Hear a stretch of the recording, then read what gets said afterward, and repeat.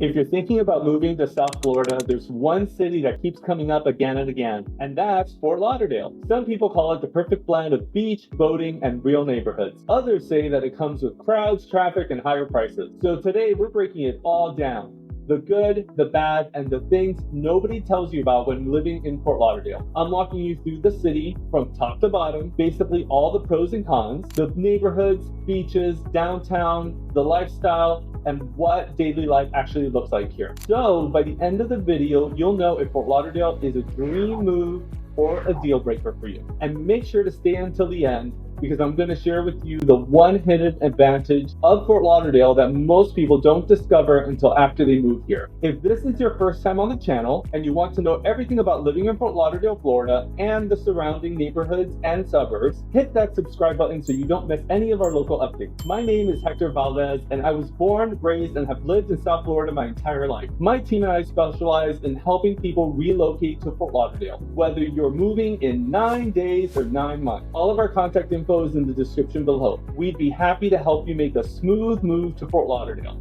So let's get started.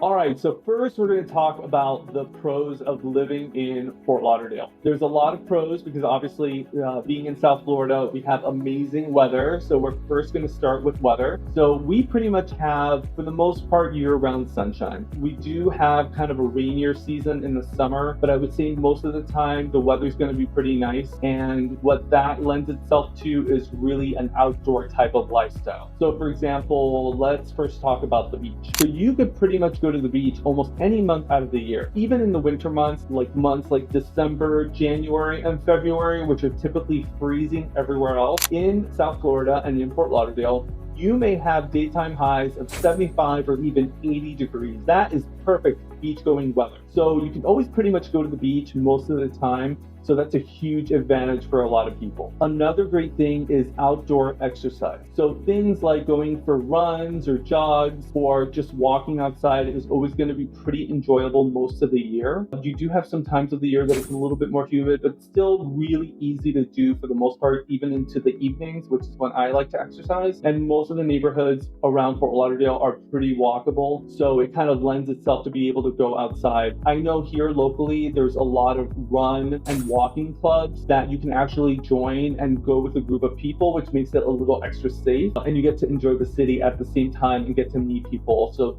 people really love that because the weather is so nice being outdoors. People actually enjoy doing things like, for example, for myself and my husband, we enjoy cooking our meals and then actually bringing it out to the terrace. We have a beautiful pool and we have a dining room outside. So we actually go outside and we have our meal outside with the fresh air. So you can't do that in a lot of communities. So it's nice to be able to enjoy that in South Florida, whether we're enjoying lunch or we're having dinner, you can actually go outside and really enjoy it. We also have a lot of great parks in Fort Lauderdale, Holiday Park being a more centralized park where you can actually go and exercise, or you can go and have a picnic and just really enjoy the outdoors. Again, something that you can't do really anywhere else. Because it's so great to be outdoors here, it really helps with your mental health. A lot of times when you live up north and you're kind of cooped up all winter, it can kind of make you a little bit crazy. I guess they call it cabin fever. But in South Florida and in Fort Lauderdale, you're actually able to go outside, get some sunshine,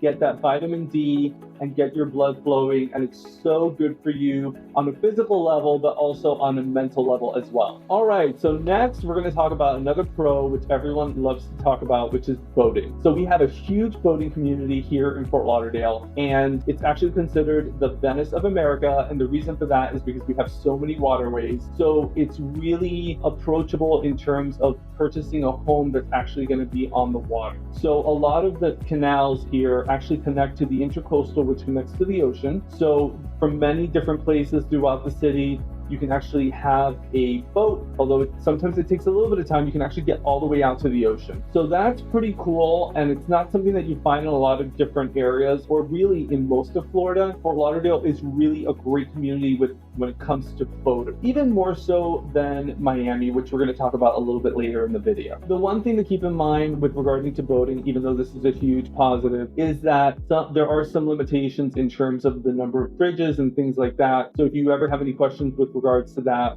it's something that we can discuss offline, but something to keep in mind in terms of the size of the boat, where you're located, in terms of how many bridges there are, if the bridges are considered fixed, which means there's no drawbridge, or if they're non-fixed bridges, where you can actually get through with the larger craft. A lot of things to kind of keep in mind, but generally it's great city. Fort Lauderdale is a great city for boating. So Fort Lauderdale, as a third pro, has kind of like a nice balance between an urban lifestyle and a suburban lifestyle. So we have lots of great communities here where it's pretty quiet, but you're able to tap into the downtown Las Olas. So you have kind of a vibrant area on Las Olas where you have great restaurants, nightlife, arts and culture. You have the Broward Center for the Performing Arts not too far from that area. So you have a nice pulse, but you're actually able to drive out to different areas nearby, residential areas with neighborhoods where it's super quiet. So it's kind of a nice balance between urban and suburban, which a lot of people love, and it makes it kind of like it's there if you want it, and if you don't want it, it doesn't have to be there in terms of the activity and city activity. The nice thing about the lifestyle in Fort Lauderdale in terms of having an urban lifestyle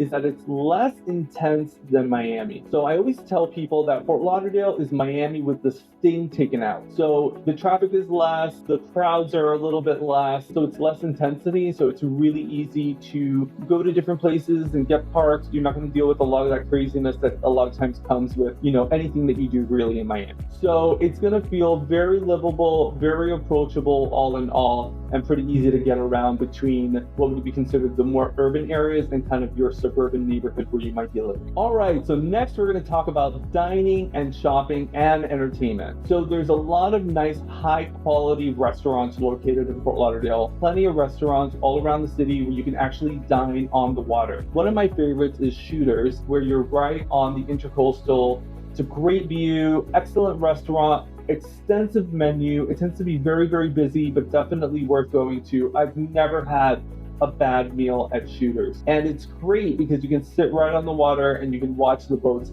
sail on by, which is really cool. I love that. You're also going to be close to Las Olas. As I mentioned before, Las Olas has lots of shopping, dining, galleries, all kinds of interesting boutiques, etc. So it's nice to have that nearby. You also have the Galleria Mall, which is on Sunrise Boulevard. It actually is on Sunrise right before you get to the beach, and you're going to have big stores like Macy's, there's an Apple store, there's a Sephora, there's an Express. So you have good shopping nearby there as well. Pretty easy to get to. And if you want kind of bigger, more main shopping or major shopping, you have the outlet mall, Sawgrass Mills. So Sawgrass Mills is probably going to be about a direct shot from Sunrise Boulevard heading all the way west, and it takes about 20 to 25 minutes, but it is a pretty significant mall. It's actually the largest outlet mall in America, so definitely worth checking out, and they have a nice little luxury area in that mall as well. So in terms of entertainment, we have lots of different events that take place throughout the year. The boat show is a pretty big event that takes place in Fort Lauderdale. It is one of the largest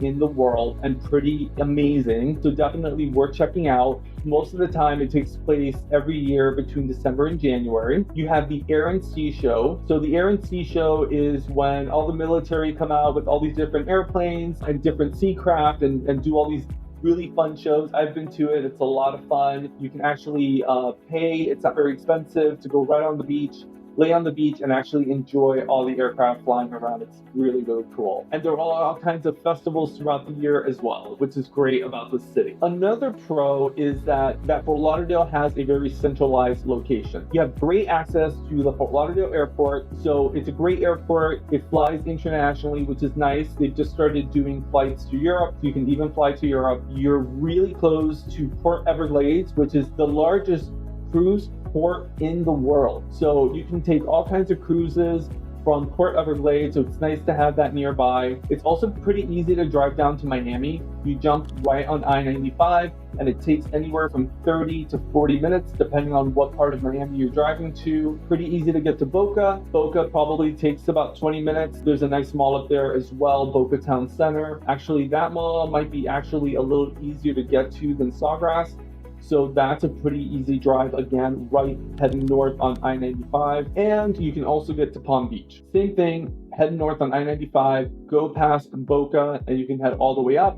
You have great cities like Delray Beach, and then obviously Palm Beach, Worth Avenue, where you can do a lot of shopping. Another pro about Fort Lauderdale is you have very diverse real estate options. So what's interesting here, and I noticed this because I'm actually from Miami, is that you have a nice selection of townhomes. So you don't really have that so much in Miami, and I really have found that in most communities around Fort Lauderdale. So you have nice options in terms of townhomes, villas, and this particular price point for that type of property is much more accessible for a lot of people. So it's perfect for a first-time home buyer. Obviously, you have nice homes, and the homes can range in terms of a variety of different price points. They can go as low as at the mid to upper 400s, and then obviously up to kind of more expensive estate homes, well into the 10 million plus range. And you have a lot of variety of condos. Condos, same thing. You have a really nice variety. You could get a 1-bedroom, 1-bath for 200 or 250,000, or you could get a oceanfront 2 or 3-bedroom for just over $1 million. So you definitely have a nice variety in terms of like what's available. What's nice about Fort Lauderdale too is that there is a lot of new construction coming in terms of condo building. So there's a couple of different buildings like the Celine, Umbel, and the Viceroy. And Umbel and Viceroy are actually in Flagler Village. So that particular district is developing a lot in terms of construction and different types of condo buildings coming in. So that's really nice to see, and it's nice to have that variety. What you'll notice through most of Fort Lauderdale's neighborhoods is that you're going to also notice a mixed different styles. So you're going to see some new construction, and then you're going to see some older, charming homes as well. So it's kind of a nice marriage of kind of old and new through a lot of different neighborhoods. So it does have kind of a nice mix of different things in terms of certain neighborhoods. Like, for example, Victoria Park has new construction, older, really charming homes.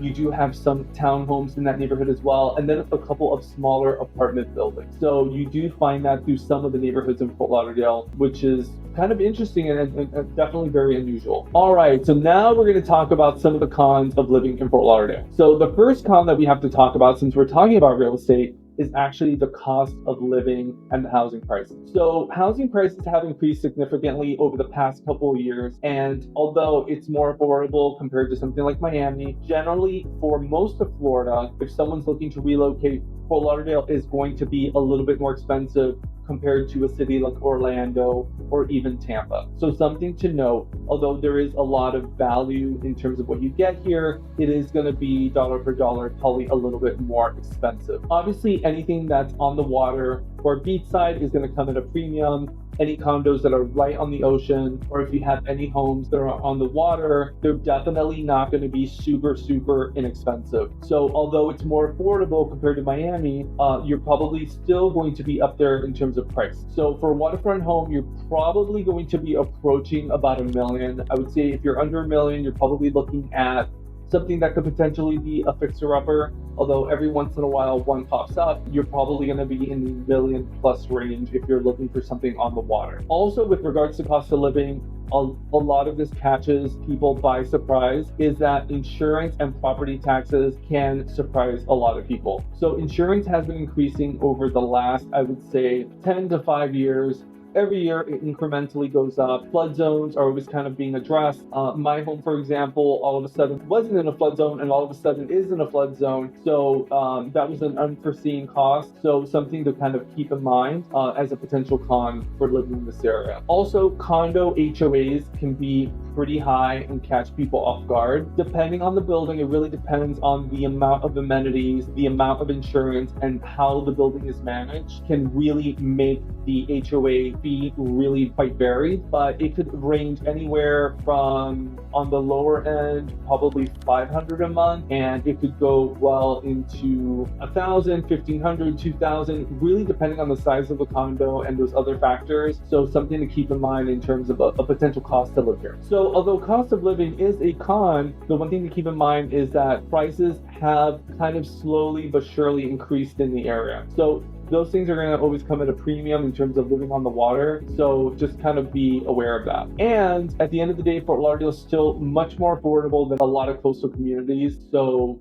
it's still kind of a great long-term investment all in all. Con number 2, although we have amazing weather, is the heat, humidity, and hurricane season. There is no way to slice it up other than to tell you that the summers here can be pretty intense. So summers are hot and humid. We do have frequent rainstorms, so you're gonna get these like huge downpours, and it's something to be aware of. We do have some issues with flooding. Some areas are better, some areas are worse. So it just really depends on what's going on.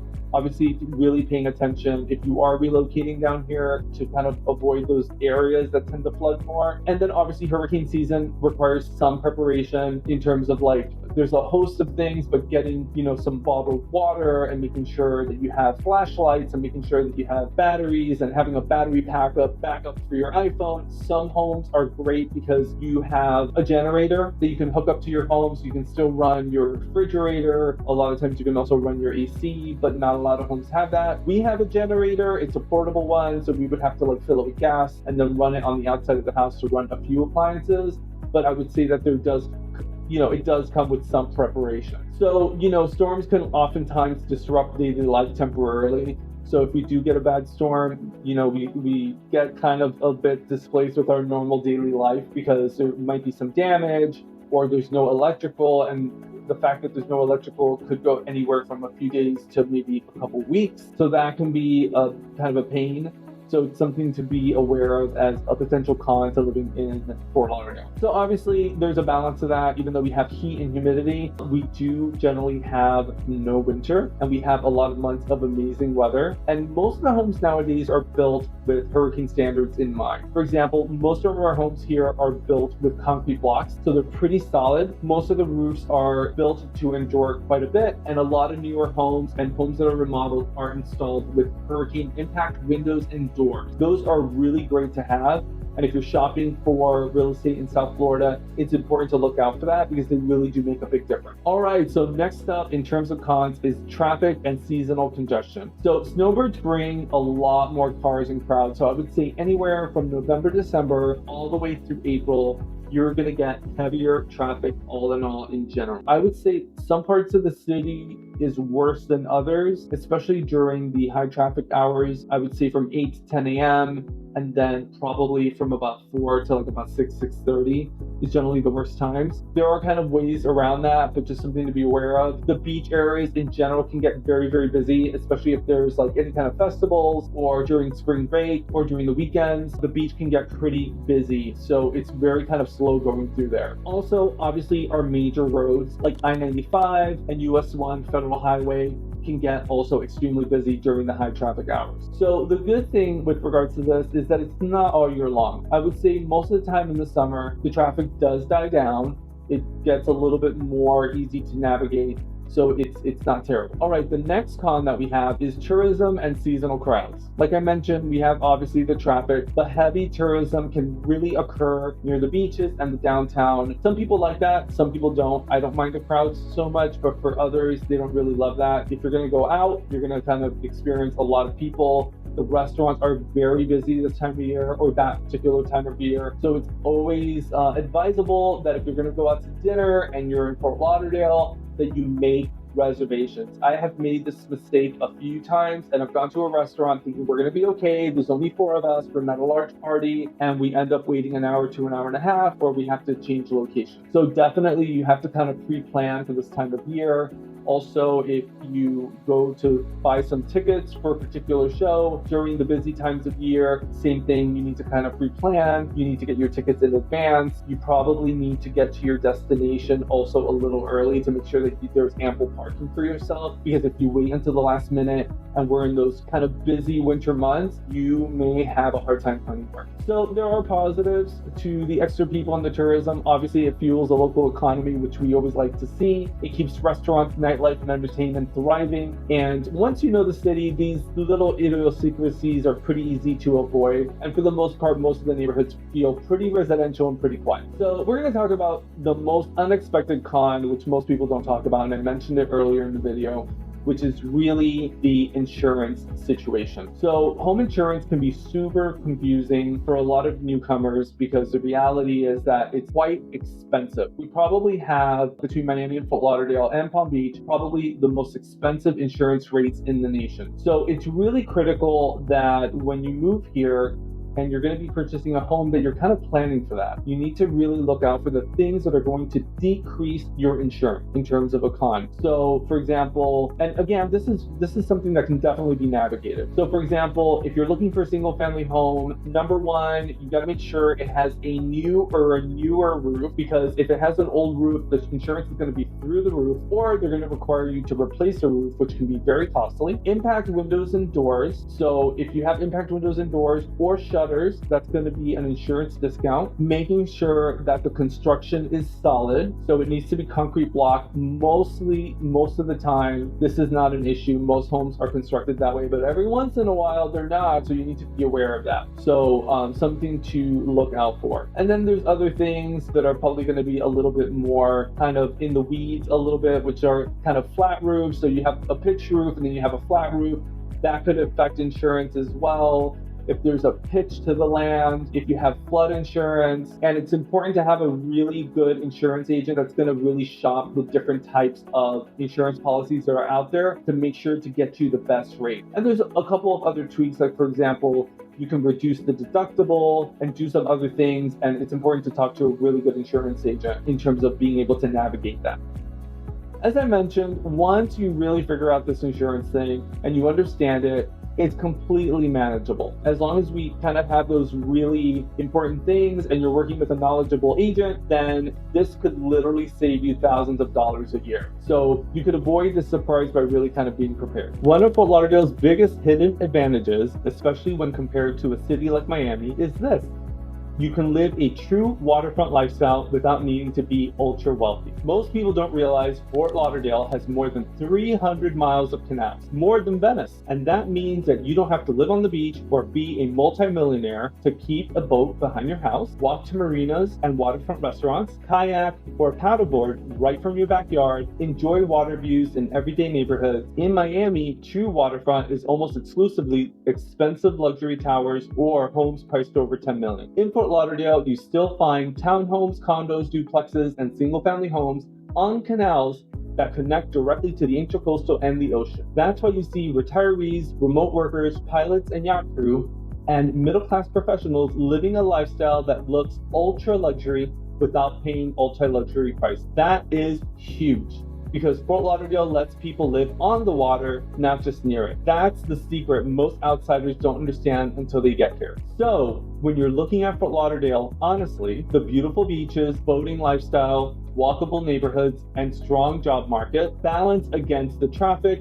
rising home prices, and seasonal crowds, it's easy to see why so many people still choose it over other South Florida cities. Fort Lauderdale isn't perfect, but for the right person, it offers something very few places can: a true coastal lifestyle with real livable neighborhoods and long-term upside. If this is your first time on the channel and you want to stay up to date on everything happening in Fort Lauderdale real estate and lifestyle, make sure to subscribe. My name is Hector Valdes, and my team and I would love to help you make a smooth move to Fort Lauderdale, whether it's now or later. Our contact information is in the description, and we'll see you in the next video.